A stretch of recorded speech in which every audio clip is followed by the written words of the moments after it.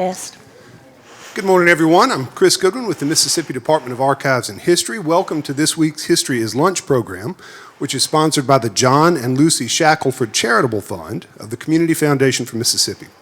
We're in the Craig H. Nielsen Auditorium in the Museum of Mississippi History and Mississippi Civil Rights Museum. If you've not already done so, please silence your cell phones. I note with sadness the death of Elise Varner Winter at age 95. Mrs. Winter was the widow of Mississippi Governor William Winter, and the journal she kept during his term in office became the basis for her book, Dinner at the Mansion. When that book was reissued by the University Press of Mississippi in 2015, we were fortunate to have Mrs. Winter give a History is Lunch program, along with her editor, Joanne Pritchard Morris, and her longtime friend, Elbert Hilliard. You can find the video from that day on Vimeo, posted by University Press of Mississippi. As journalist Rick Cleveland noted in advance of Mrs. Winter's program that day, Elise Winter, First Lady in the history books, 1980-84, First Lady in our hearts since 1980. The National Park Service has added the Medgar and Murley Evers home to the National Park system and is asking for the public's help to identify what is most important about the site and what is most needed moving forward. We have over there by the snacks printed pieces that have a printed questionnaire as well as information about how to submit your comments online. They're taking those through the end of August, so give them a hand with that.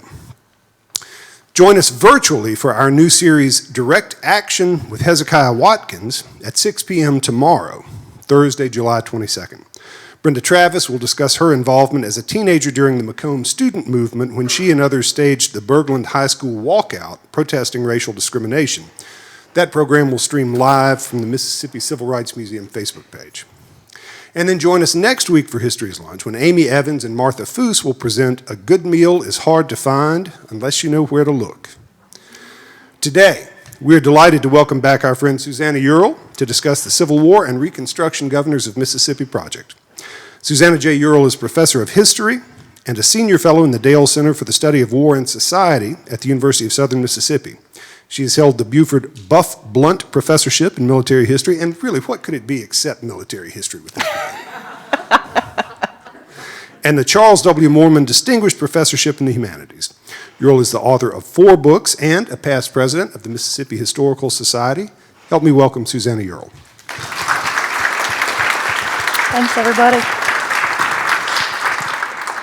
Thank you, Chris, and thank you, everybody. I'm going to try and not project my voice since I am mic'd, but I project my voice a lot, so if it gets too loud, just wave your arms and I'll tone down a little bit.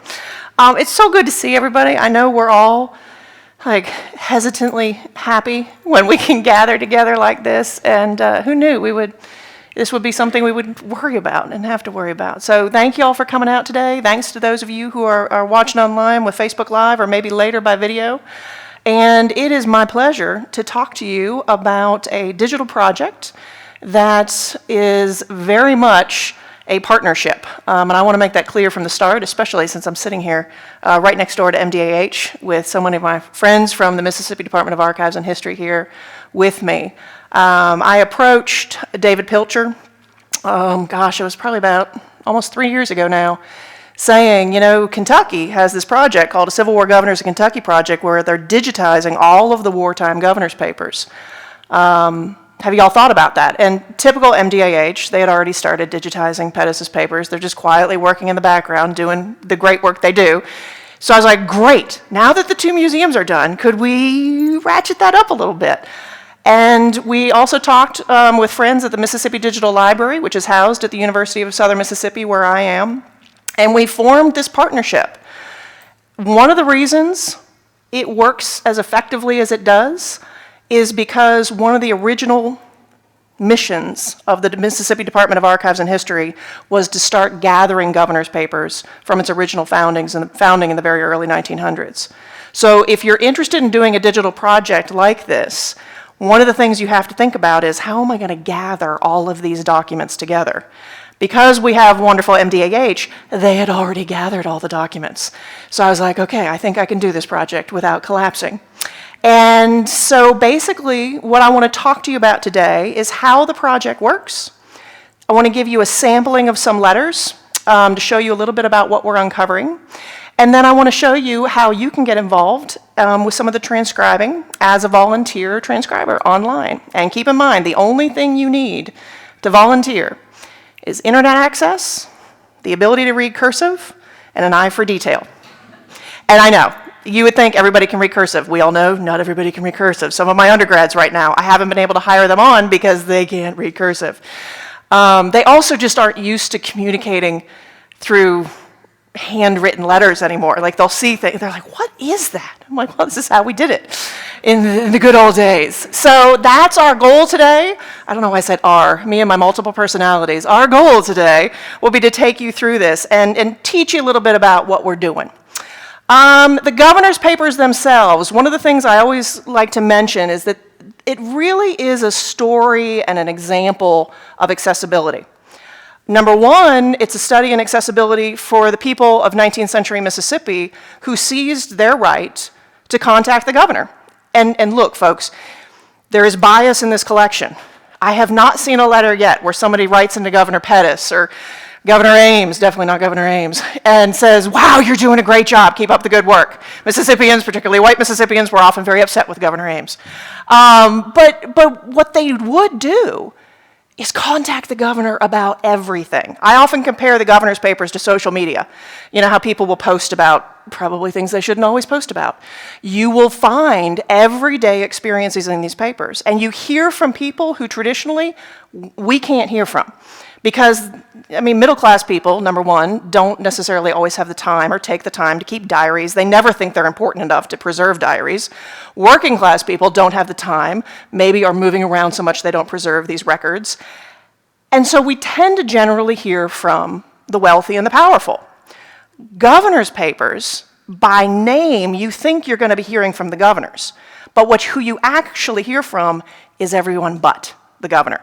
And that can be frustrating, because sometimes, well, how did the governor respond? But you get this true accessibility. So number one, it's accessibility in terms of who is seizing that opportunity to express their concerns and demand some sort of action by the government. Number two, it's accessibility for scholars. And a lot of us who will now have the opportunity to work in these largely unfiltered collections. Now, these have been at the archives here in Jackson for forever. And if you work with somebody like Jeff Gambrone, he can actually help you make sense out of them. Our project will be lost without Jeff, among other folks at MDAH. But the problem, right, is how many of us have time to go park ourselves at MDAH for, 2-3 years to make sense out of these records? And so by digitizing them, transcribing them, providing contextualizing annotations, making them keyword searchable, you're also making these collections accessible for the public, for anybody who wants to work in these collections that really give you voices from the full spectrum of Mississippi society for really one of the most revolutionary times in our state and in our country. Now, question. I want to make sure everybody understands. Where are the original documents and why are they there? Yeah, Deidre Payne got it. They're next door. Over at the State Archives. I want to make sure I'm always giving credit to MDAH for this. This is just incredible. Most other projects like mine have to spend a huge chunk of their early period gathering all their records. The governor's papers for this project and for a number of other governors of the state have been housed at Mississippi Department of Archives and History from the beginning, the historical ones, and the archives has continued to gather them. They're there because that was part of the original mission of the archives. All right, so what is our goal? Like I said, we're going to make all of this freely available online. No subscriptions, no paywalls, nothing. It's all up. If you want to see what we already have up, we have about just under 2,500 documents up so far. I'll show you the website here in a little bit. But if you're like I am and you just want to jump ahead to that part of the show, it's at cwrgm.org. I do not mind if you pull your phones out. We all do it. It's okay. What you'll find there, and what you'll continue to find as we put up more records, are digitized copies of the original documents. All of the digitization work is done at MDAH right next door.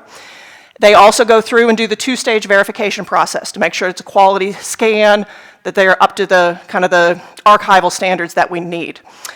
Those digitized files then get sent down to Mississippi Digital Library at the University of Southern Mississippi, and there our team creates metadata. Our metadata, think about it's when was the letter written, who wrote it, where were they writing from, generally what it's about, that's metadata. A lot of our early metadata is based on the calendars that, again, are provided by MDAH. And it's always, again, it goes through two-stage review, and it's always compared against the original document before it's finalized. Why do you need metadata? Why don't we just put all these documents up online? Where are the archivists in the group? See, this is why you always need to bring your mother. That was my mother laughing. Somebody will always think you're genius if you have your mother in the audience. Thank you. You need metadata because what if we just put up 10,000 documents? Good luck, right? You have no idea what's in there. The metadata helps provide those keywords that provide initial searchability. But it's just the beginning. And so the next stage in the process, and this is done by the team in the history program here at the University of Southern Mississippi, a lot of my students, we do the transcriptions, and we also tag the document. Subject tagging, what that does is a document that comes from Canton, Mississippi is going to get tagged so that if you want to, you can just click on Canton and you can find every document that has to do with Canton, Mississippi.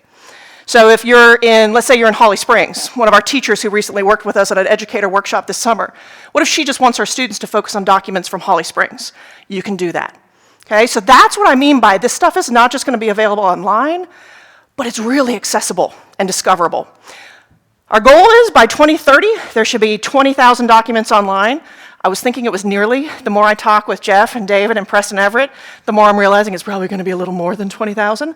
It's a little more than 50,000 pages. Part of that is because we define this broadly. The only other governor's project when we started this was in Kentucky. And Kentucky's project was really started during the sesquicentennial celebrations of the American Civil War. And so they focused just on the war years, and they're thinking about expanding it down to Reconstruction.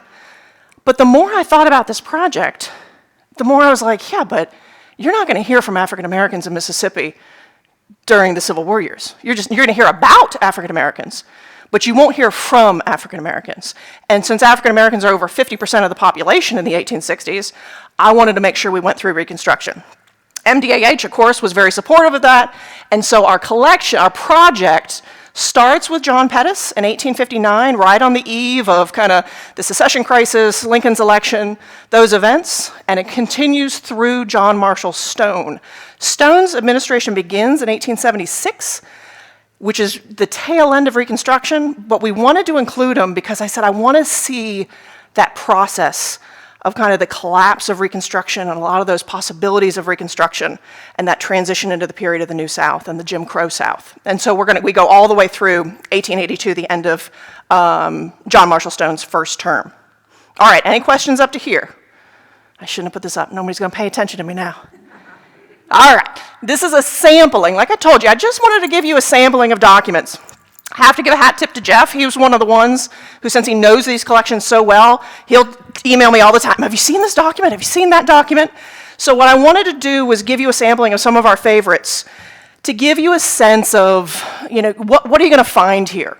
So let's look at something like 1859. Here in December, this is 1 month after the execution of John Brown, who led the enslaved uprising in Harpers Ferry, Virginia, now West Virginia, and had been executed for seizing control of a federal arsenal. And you see Charles Thornton writing to the governor saying, hey, there are abolitionists down here, these northern fanatics, and we need to be on guard. Once the Civil War begins, you can find letters from women like Mary Jones. She was a Confederate widow, and she's writing into the governor. She was originally from Alabama. She had lived in Yazoo City. She had moved down to Natchez, and basically she has no family. She has nobody to protect her. And she's writing to the governor saying, literally, half the time we don't have enough bread to eat. My husband sacrificed everything. And one of the things I want you to notice is her spelling, right? And what you'll see, this is pretty good. This is pretty standard in terms of people who are educated, moderately educated, maybe semi-literate. Sometimes the spelling gets absolutely atrocious. But again, you're hearing from people who traditionally you're never going to hear from. And so just seize that opportunity. One of the things we're also trying to do, by the way, is track these people after the war. And so if there's any genealogists in the group, talk to me, exactly. Talk to me, and let's see how we can kind of partner to help folks uncover the story of people like Mary Jones. All right, this is another one of my favorites. If you've heard me kind of talk on the radio or anything like this, I always mention Lambert Moore. Lambert Moore had been enslaved during the Civil War, and right after the war, there was a tax on wartime earnings. Mississippi is desperately trying to generate money. No surprise. Well, Lambert Moore gets taxed because during the war, he had hired himself out as an enslaved man, and he had earned about a total of $365. He gets taxed on this. And Lambert Moore hires attorneys to write to the governor to say, look, he already had to pay a portion of his earnings to the man who owned him during the war. You can't tax me on that again. I'm basically being double taxed, is what his case is. And by the way, at the bottom of this letter, this is a statement from the man who had owned Moore, from his enslaver, saying, yeah, he hired himself out, he already paid me a portion of his earnings. My favorite thing about the Lambert Moore letter, well, it's two things. All right, two favorites. I get excited. Bear with me, folks. Two favorite things about the Lambert Moore letter. Number one, look at the date on this letter. It's September of 1865. It is months after the end of the Civil War. The 13th Amendment to the Constitution ending slavery has not even officially been ratified yet. And a formerly enslaved man is a businessman. He is presenting himself as a businessman because that's what he sees himself as. He doesn't see himself as a formerly enslaved man. He sees himself as a businessman being unfairly taxed, asserting his rights as a citizen to the governor. My second favorite thing with this document is on the back side, at the very bottom, you see the word remit, indicating that the governor of Mississippi decided, yes, he should have his taxes refunded. He had already done it. So every once in a while, you do get to see how the governor rules. This is another one of my favorite documents. It's a great example of the stories that often are not remembered from the American Civil War. There's an estimate that about 500 white Mississippians fought for the Union, and as many as 17,000 to 18,000 black Mississippians fought for the Union. And when we think about Civil War Mississippi, we rarely think about them. We don't tend to think about those experiences. This is a letter from a guy by the name of W.T. Rowland, who in 1862, along with some of his family and neighbors, went north and enlisted in Union units because they refused to fight against the Union. Served in federal service until 1865, comes home to Mississippi, and he's required to take a loyalty oath. And he writes to the governor like, are you serious? Like, really? Seriously? And there's this great line near the end about exactly what would constitute a loyal citizen. I'm just kind of curious. And it's this wonderful example, again, of how governors' collections let you hear from people we've really, in many ways, tend to forget about when we think about the Civil War era. All right, one more example that I want to give you is a letter from the, kind of getting toward the end of Reconstruction here, that really captures the collapse of a lot of the possibilities that Reconstruction had offered and the tremendous amount of kind of growing violence and insecurity that you're starting to see across Mississippi. The letter writer is the Justice of the Peace. He's also a Union veteran in Madison County, Mississippi. He's writing to Governor Ames. It's 1876. Ames is under a tremendous amount of political pressure. He's about to be removed from office. Ames is not getting support from the U.S. federal government to quell this violence that Mark Joseph is describing, in this letter. And this is what you're going to see, I suspect. We don't know for sure. We haven't gotten through all these letters yet. But this is what we're starting to see when we get to this time period in the collection, is this kind of collapse, like I said, of the possibilities of Reconstruction. And the violence and the reestablishment of control by white Mississippians at the end of Reconstruction. Now, before I go any further, these thank yous are usually done at the end, and I'm tired of doing it that way because nothing would be happening without the people listed on the screen. So I decided to put it in the middle so it doesn't get rushed or anything like that. And I just want to make it very clear that if you ever wonder if your federal tax dollars are going to really good things, yes, I think they are. Projects like this one. I want to thank MDAH. I want to thank the Dale Center, not only the NEH, but also the National Archives that has funded this project, Mississippi Digital Library. So many folks have made this work possible. And it's time consuming and it's not cheap. But it's very important work that we're doing, and it's also providing a lot of education and experience to our undergraduates and graduate students. By the way, if you are in Mississippi and you have undergraduate students who you know who might be good for this project, we are partnering with HBCUs. We're also partnering with other universities and colleges all across the state to hire undergraduates for the project starting in the fall. So get in touch with me. Let me know. All right, two things we're going to look at today. Well, number one, I'm going to take you to cwrgm.org so that you can see what's already up and what this work looks like when it's finished. And then I'm going to take you to From the Page, which is a transcription software site that's online, and that's where you can always find our documents in case you want to help do some of the transcribing. All right. Oh, that's right. Never mind. Sorry. You know, you create the slides and then you forget. I want to go through a couple rules, okay? If you're going to be interested in transcribing and if you're intimidated at all by the process, don't be. Number one, it's really simple. You don't even have to correct the spelling. In fact, we don't want you to correct the spelling. Anybody know why we like the spelling as messy as it originally was? We're a linguist in the group. What's that? It says something about the way they spoke. It says something about the way they spoke. It says something about educational levels. Linguists love the original language. They just cringe when we correct things.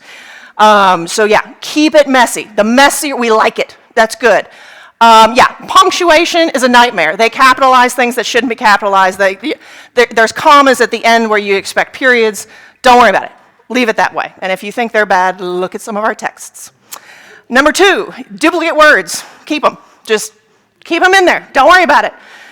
The one thing we do ask you to do is just make everything left justified. You don't have to worry about formatting some stuff to the right or some stuff to the left if that's how it was in the original document, because people can see the original document right next to the transcription. So we don't have to follow some of those formatting rules. You can just make everything left justified. We like you to insert an extra space at the end of a paragraph or at a page break. Beware of the long S. Everybody know what the long S is? See how Yazoo County, Miss, and it looks like MIFS? That's the long S, right? This is where, you know, it looks like all these wonderful original documents about our pursuit of happiness. That's the long S. And again, a lot of undergrads are like, what is that? I'm like, that's Mississippi, believe it or not. All right, and the last thing, How would you transcribe that? MISS, period. MISS, period. Yeah, we don't make it. That's a great question. He's asking, how would you transcribe that? MISS. You can correct that, you're right. Last but not least, don't worry about it. Just have fun with it. If you feel like you make mistakes, the whole research team is going to come behind it anyway and tag it. We review everything for quality control. Just have fun with it. If you start a document and then you realize, my favorite, the research team always brings this one up, the 40-page inventory of the Mississippi State Asylum. And you're like, oh my gosh, don't worry about it. You just, never mind, going on to the next document, because you don't have to do it. You're a volunteer if you choose to be, and you can just pick another one. Or if you get somebody with atrocious handwriting, or you know how sometimes they would write the letter and they'd run out of space and paper, and so they'd start writing this way across it? Yeah, and you're like, nope, going on to a new document. That's fine. Don't worry about it. We'll take care of the hard stuff. All right. Now, what I want to do is take you first to cwrgm.org. This is where you can find all of the documents that we already have available online. The easiest way to explore the collection, I mean, you can read my introduction where I kind of explain what you're going to find. These are some featured subject tags, so if you want to just explore some of these issues, maybe you're interested in medical history.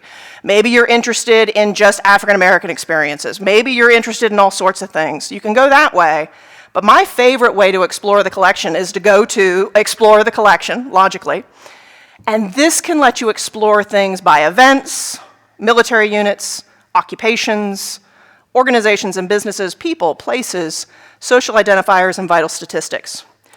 Social identifiers we decided to put in there because I wanted to make sure we were helping people find individuals who often don't get captured in traditional historical records. Women are often, for example, Mrs. Smith. They're going to be categorized by their husband's last name, and you have no idea what her first name is. You might find enslaved people simply referred to as this person who's a slave of this person. You have no name, you have no way of tracking this down. And so one of the things we created were these social identifiers that will help you find abolitionists, African Americans, people who are visually impaired, Baptists, all sorts of things, enslaved peoples, free people of color, maybe you want to sort it down that way, people who are illiterate, military families, there's all sorts of ways to get to this. Now, if you're like, okay, that's fine, but I'm just a traditional keyword search kind of person, you can do that too. Okay? And you can also do advanced searches in the collection if you want to explore that way. All right, there's all sorts of things you can get to. I'll tell you quickly, if you're an educator, there are lesson plans already available, and there are more going up. So if you want to use these documents in K through 12 classrooms, we're trying to make it as easy as we can because we know you are buried all the time. There are workshops all the time. If you're into podcasts, we did a podcast this spring. There's all sorts of resources available here. But let's just go ahead, and I'm just going to click here and pull up one, and just kind of any document. You can see we have about 2247 up. Excuse me, I misspoke. I said we were close to 25. We are. They're just not all officially up yet. And let's say we just want to go to this first letter and see what this is going to look like. The way you'll see every document is kind of a short description title of it. You can look at the original document, and then here's the transcription. And as I said, let's say you're interested in criminal justice and legal history and crime. We tag stabbings so that you can go and find any other crime like that. Let's say you're interested in questions of imprisonment, the number of people who are dying during this period, just documents from Yazoo City. Again, you can click on these things, and they'll take you to all the documents having to do with that. So there's kind of this wonderful way to explore the collection. We've tried to give you kind of multiple paths with which to do it. And then we always have these tags down here at the bottom that, again, let you jump to just this individual or just these issues. Okay, let's say you're really interested in this military unit. You're going to click and you're going to pull up any document that we have so far. Everything's making sense? We're following along? Yes, sir. Yes, sir. The question was, are these all letters just to the governor? Right now, yes, they are. It's almost all correspondence having to do with the governors, hence the governor's papers. We're getting to military telegrams soon. That's going to be one of my favorites. Jeff gave me the idea of, like, what if we could map out military telegrams during a campaign like the Vicksburg campaign, kind of recreate the fog of war, recreate that chaos. But yeah, it's all stuff that's coming in to the governor's office. Any other questions up to here? We're good? All right. Now I want to show you some fun stuff. If you're interested in getting involved, you're going to go to a place called FromThePage.com. FromThePage.com, all one word. I'm going to sign out so you can see how to create a free profile. You're just going to click on Sign Up to Transcribe. You're going to create a username, email address, make yourself a password, give yourself a real name. And by the way, anybody who helps transcribe a document, their name permanently gets attached to that document at the website. We started out, I really wanted to make sure we did that for any of the team that's involved, particularly our students. I want to make sure they're always getting credit for their work. But also that makes sure we get our volunteers credit as well for their contributions. So let's say you create it. Now let's see if I can remember mine. Come on, there you go.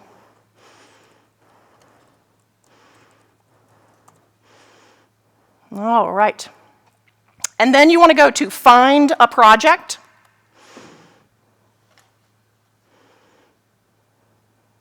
And there's all sorts of projects here that you can help with, but you're just going to type in, if you can spell it, Mississippi. And here we are. There you go. And y'all, if you ever get confused and you're like, wait, how do I do that again? Just go to From the Page and look for Mississippi. You can find it there. Just Google From the Page and type in CWRGM. You can find us that way. I'm going to go out there with Mexicans of the Civil War. Have you come across any documents? The question is, have we come across any documents dealing with Mexicans or Mexican experiences in the Civil War? I'm trying to think if we have any in the collection so far. Jeff, is this ringing a bell for you? There may be stuff coming in from Mexico, but not.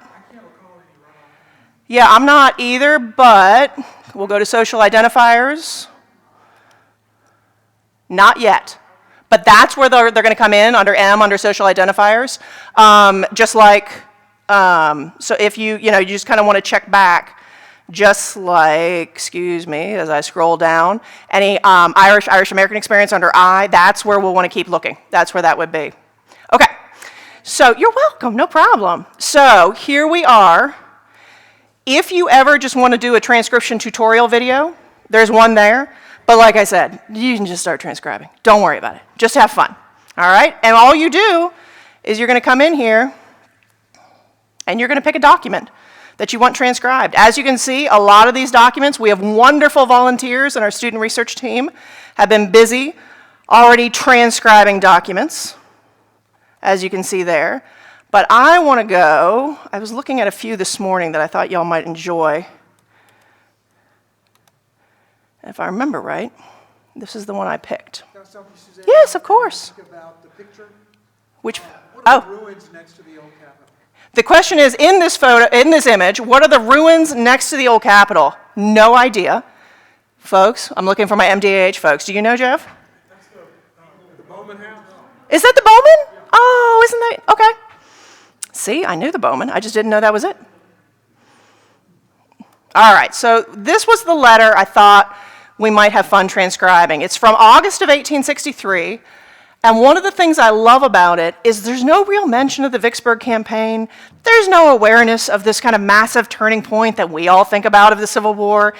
There's this kind of wonderful lack of awareness of anything but his individual experience. He's having an issue right now, and so he's reaching out to the governor for help. One of the first things I always encourage people to do is go to that About tab, because About is where you're going to find your metadata. And it's a great way to just familiarize yourself with, okay, what am I basically going to be seeing in this document?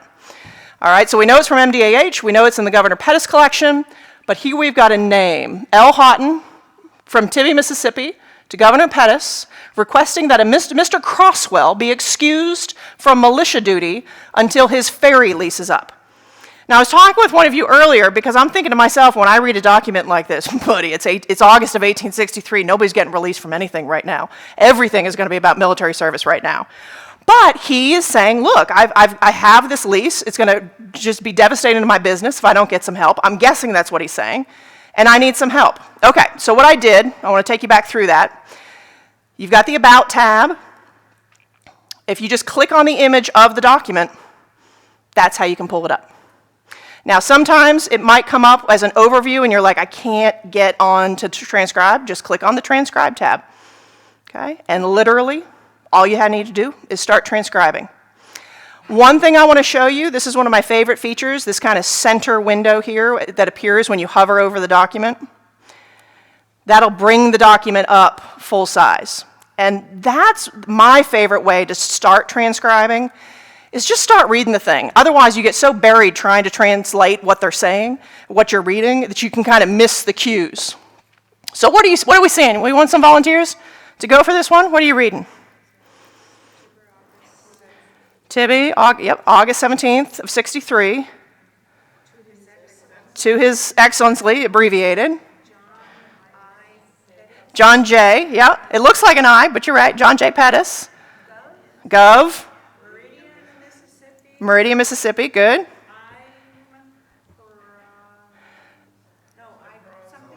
So he starts out with the salutation, Governor. Mr. Croswell, and we know we're guessing it's Croswell because we use the metadata to help cue us in, right? Benefit from the folks before you. Use that. Okay, Mr. Croswell, desire or desires me to ask. Okay, so to ask Your Excellency, or maybe Excellency's, intervention in his behalf.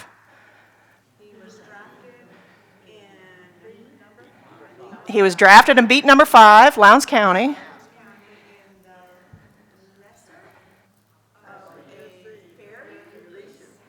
So it might be is the lesser, or the leasee, or the leaser of a ferry. Okay.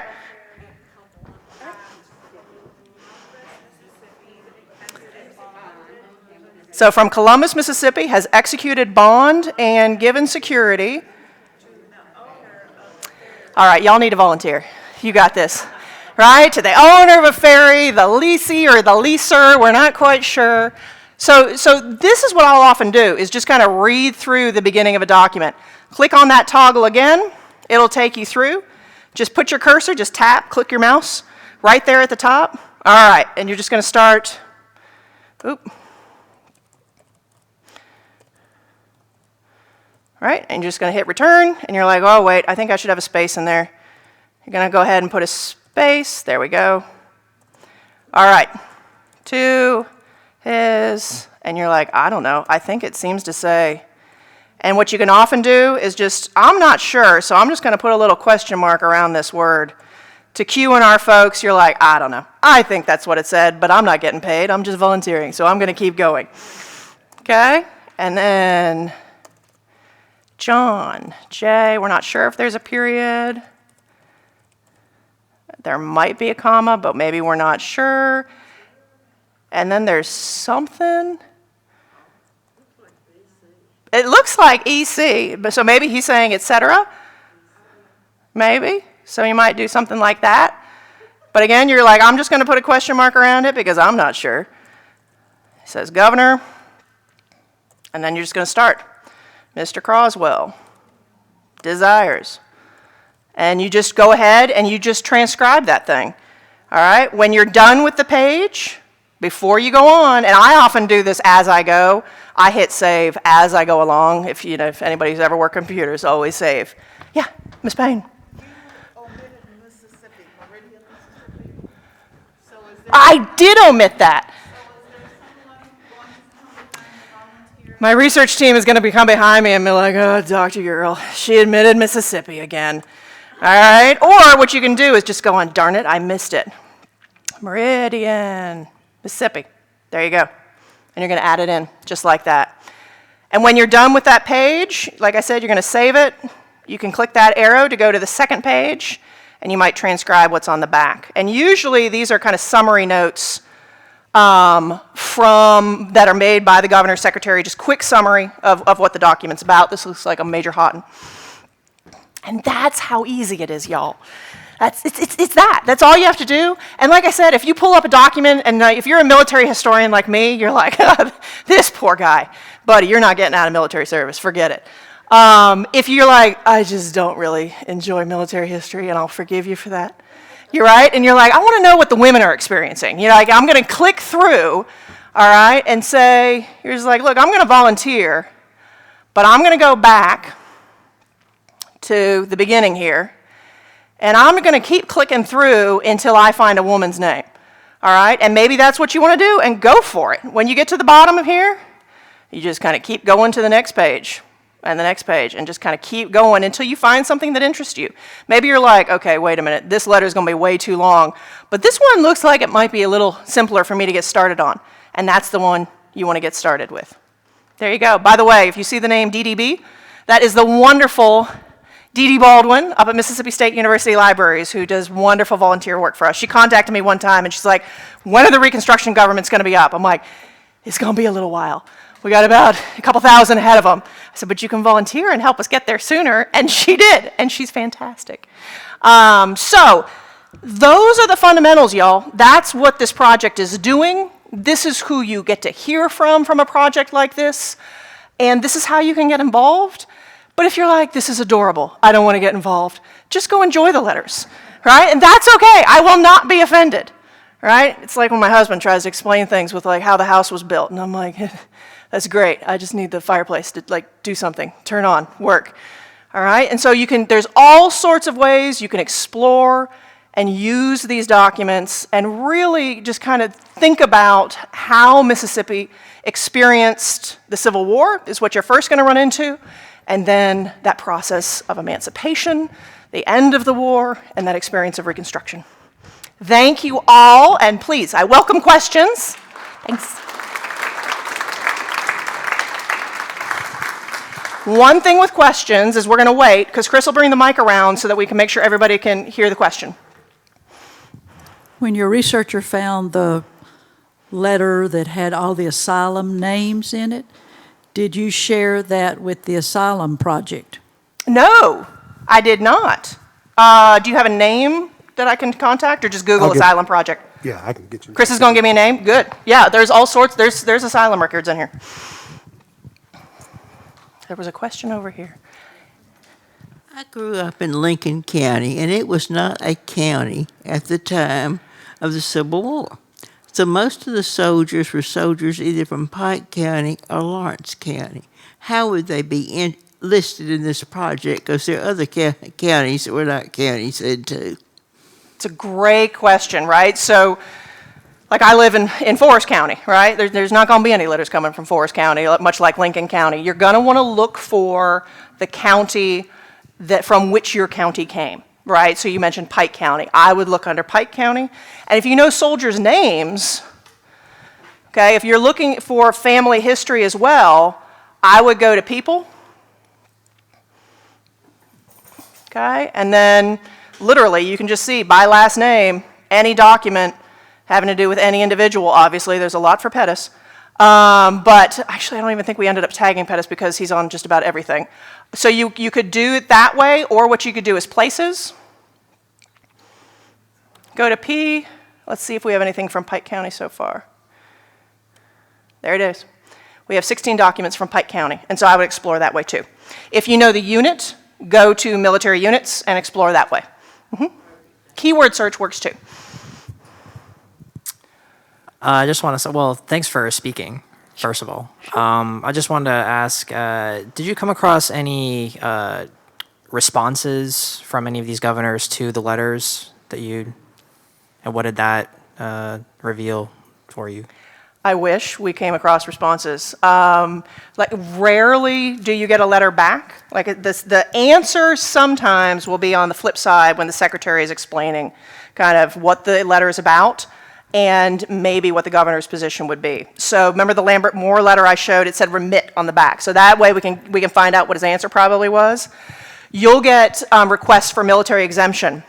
And on the back, the governor there'll sometimes be this kind of summary note, not in governor's power. If they're in national Confederate service, the governor can't do anything for you. If you're state militia, the governor might be able to do something for you.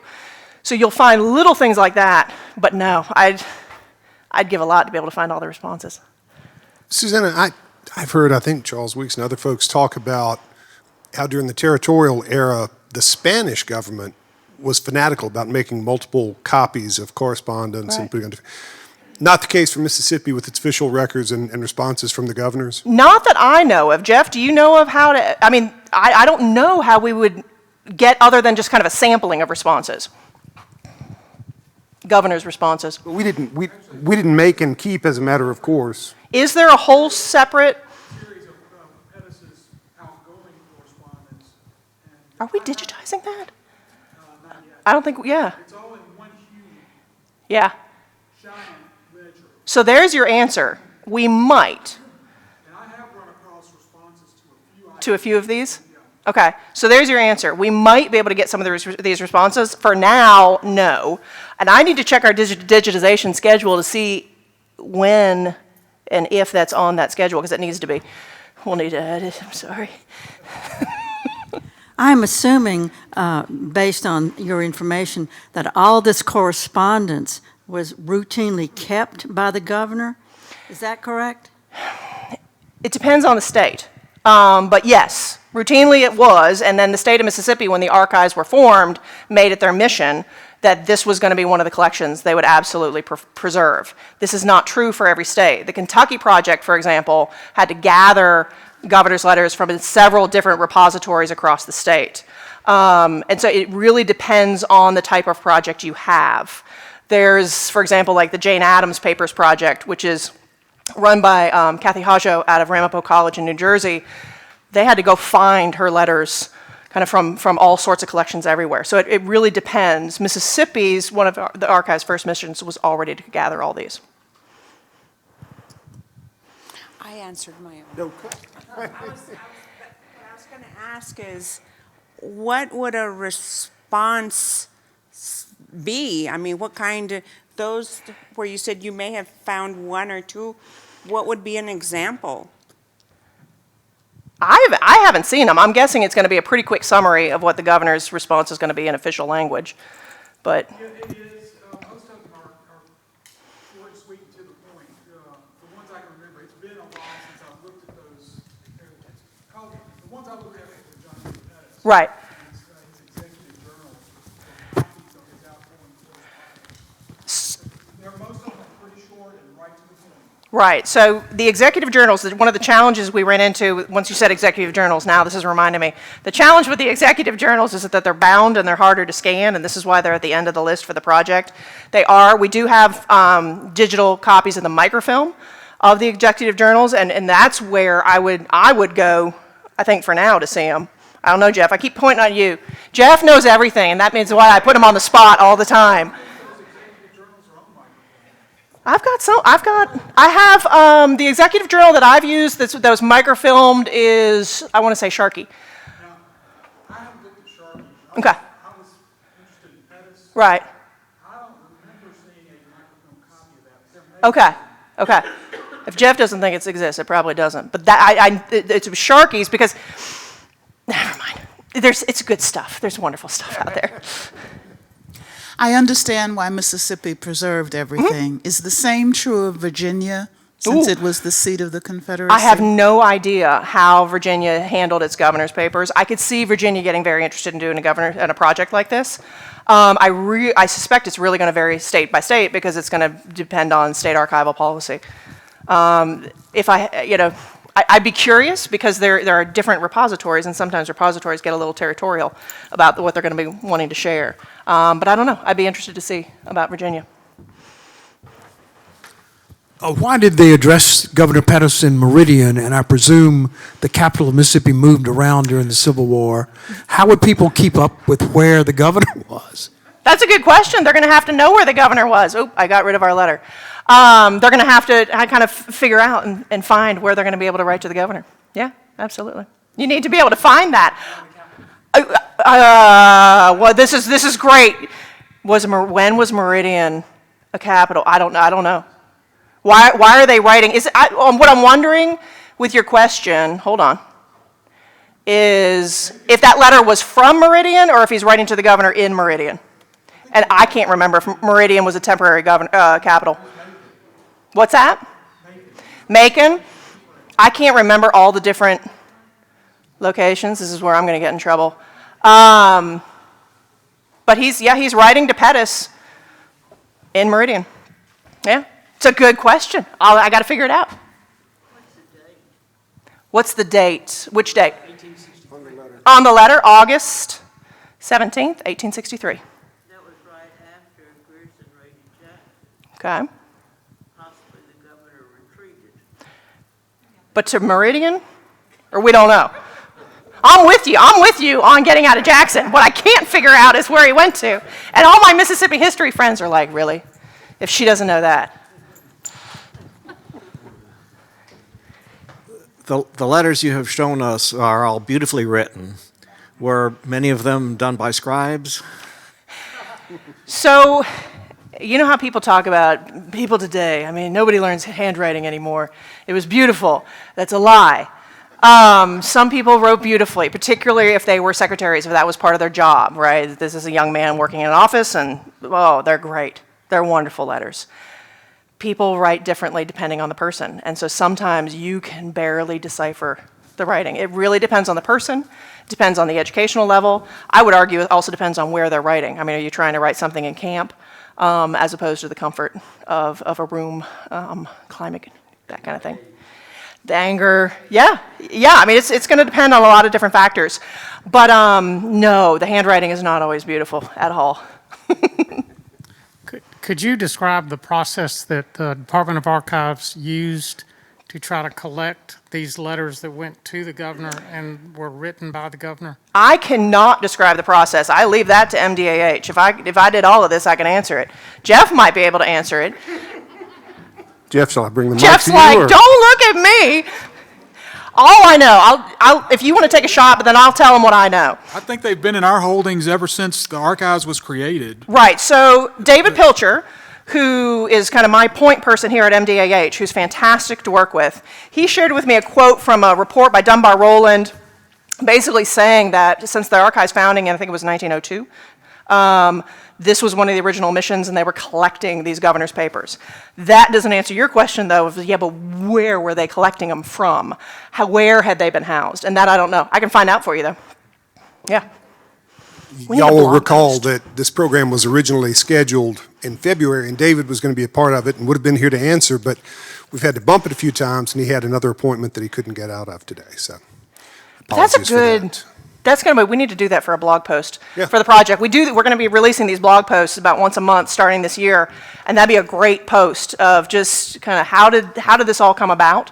So we need to do that.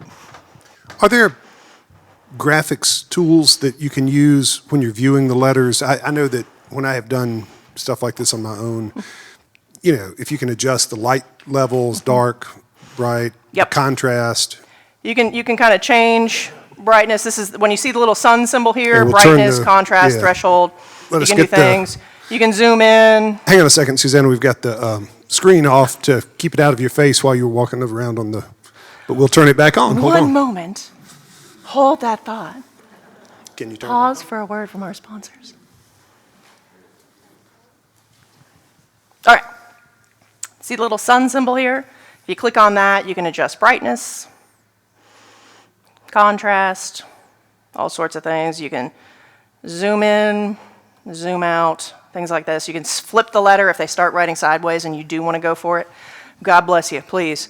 You can flip the letter like that, all sorts of things. So yeah, from the page is wonderful if you're thinking about doing a big project like this. I mean, it's a subscribed service. I mean, grant funding pays for it. But it's wonderful if you really want to just kind of get the public involved. You can do transcription in Word docs and things like that, but sometimes people forget to take off autocorrect and it'll correct spelling and things like that. So, any other? Yes, sir. Susanna, Stuart. I apologize for this question. What is the timeline for finishing the project? And is there thought that once it's completed with these governors, keep going? Yeah. So, no, it's a great question, Stuart. The project, my goal is to have this thing done in 2030. Sometimes these projects go on and on and on, and I kind of have this ethical position that there's so many projects to be done that, all right, let's wrap it up and let's try something else. I talked to David Pilcher about, wow, could we do other governors' collections? Like, let's go all the way through the New South. And David explained that it didn't work that way. Not every governor's collections were given or collected. So there are these spots, but I mean, I would love to do some governor's papers for the civil rights era, for example, things like that. And my understanding, my impression from David, I don't want to misspeak though, was that it's not, there's going to be gaps. It's not going to be that simple. But don't, if this is something you're interested in doing and dedicated to doing, and you can kind of partner yourself with like a university that'll have the students who could get involved to help with the labor involved, there's a lot of labor, partner up with folks. Because sometimes it might be a matter where, well, no, this governor's papers aren't here, but maybe we could get this senator's papers from, like, the Bilbo papers are all down at the University of Southern Mississippi, all that went out and all that came in. Let's get those digitized. So there's projects out there. There's a wealth to be done, and there's a wealth of knowledge to share, and I love making these all freely available online so that anybody can get them. As I'm walking back for this question, do you know if any stray letters if any of the letters written in response by the governors have wound up in local archives across the state or libraries? I would be surprised if there are not some strays out there. I know I have found a couple looking at archives that say the University of Mississippi, for example, things like that. But, I mean, the vast, vast majority are all going to be here. I almost forgot my question. In case you want to hold it and read it, can you print it? You can print it. One of the things we're trying to do right now, we have a wonderful digital developer, Annalise Daner out of Oregon, one of the things, let me show you here. So when you get to a document, okay, you asked about Pike County, let's just go to Pike County. All right, and let's say you just want this petition coming out of Pike County. One of the things right now that we want to change is that if I want to zoom in on this letter, I can zoom in and I can save the image, but it's not going to be a high quality image that I can really print out. It's really designed to be viewed online. If you're a historian, you never trust the transcript. You always want a copy of that written letter as well. I don't care how many verifications that letter's been through. I want the transcription and I want the original. So one of the things we're trying to develop right now is a really simple way where people can just click on that image, print it out, If, for right now, you can also just print out this screen for sure, but what I would do, if you also want to save the transcription, is I would just copy and paste that transcription. But my goal, one of our goals is to simplify that for people. Would you like to print it out, click a button, here's the original, here's the transcription, go. Yes, yeah, because yeah, if you're, you know, like a lot of us, after a while we get tired of it on the screen.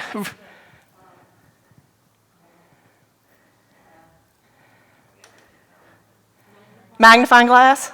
Yes, right? Or don't do the magnifying glass, just zoom in, right? Our own built-in magnifying glass.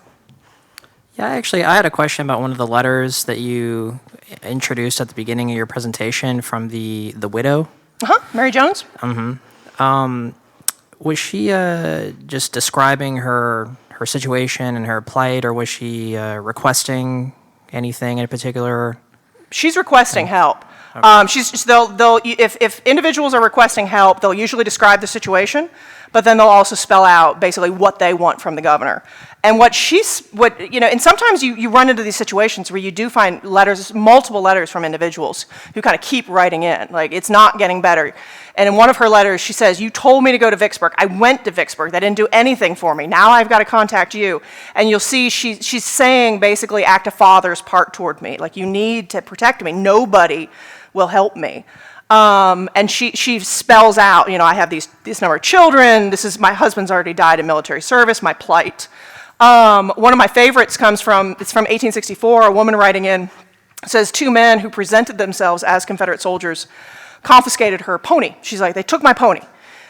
And I know for a fact that unit doesn't even exist. My husband's serving in this unit, and I know those men are not in this other unit that should be nearby. So she writes to the governor. It's literally like, you need to get me a horse, because I can't plow the fields. I can't do anything with a horse. So somebody took my pony, and you need to get it back. Oh yeah, they spell out exactly what the situation is and usually how they want it rectified. And usually they're going to insist that it's like their constitutional right, which it may or may not be. But yeah, they spell it out. Any other questions? Time for one more, maybe? No? All right. One more. Great. Hold steady. I'll bring a microphone to you.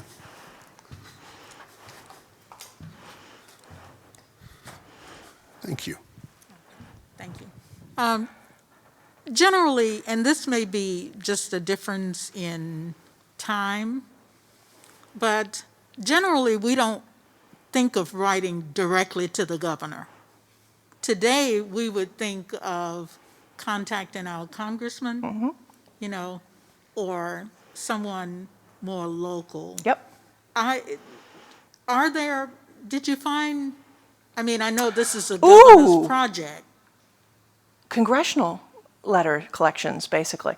So my guess, and this is a guess, talk to the archivists after this because they're going to know, but my guess would be that I would have to hope that one of my state legislators or Mississippi legislators in the U.S. legislature kept their papers, and I would have to go look for their personal collection, right? So for example, I'll give you an example like Adelbert Ames was governor of Mississippi twice, but you can also find some of his private papers just from his own private life in his private collection. It's a college or university in Maine. I can't remember which one. So I would think those would be in personal papers, but the first place I would start with, though, are ask the state archives. That's where I would go. But it's for a project like ours with the goals we had for the 19th century, it's the governor that they tended to write to. And I know you're right, because I remember being upset about something when I lived in Texas, and I wrote to everybody I could think of, every representative I could think of. And most of the letters that came back were like, thank you so much for your interest. And I'm like, I'm not in, like, no, that's not what I said, you know? And these letters are just so, they're just, it's accessibility. I mean, circling back to the beginning, they really feel like they have access to the governor, and they're exercising that right. Thank you all for being with us today. Remember, tomorrow evening, the program with Hezekiah Watkins and Brenda Travis. Come back next week for Amy Evans and Martha Foose. And help me thank Susannah Ural for this fabulous program today. Thanks, everybody. Thank you.